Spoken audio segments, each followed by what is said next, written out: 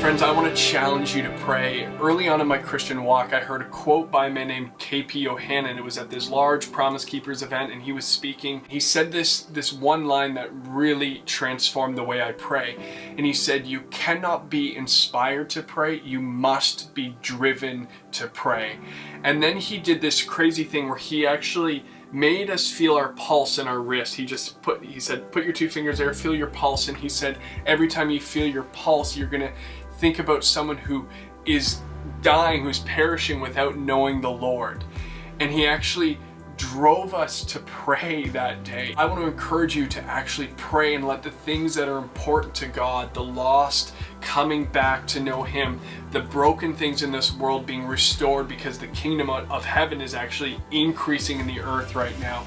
But I want to challenge you to let the priorities of God become the priorities in your life.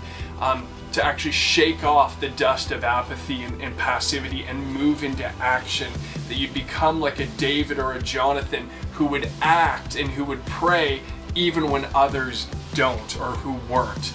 That you would become active in our city to see people come to know Jesus. Every week we host prayer calls both on Wednesday mornings at 11 and Sunday nights at 7.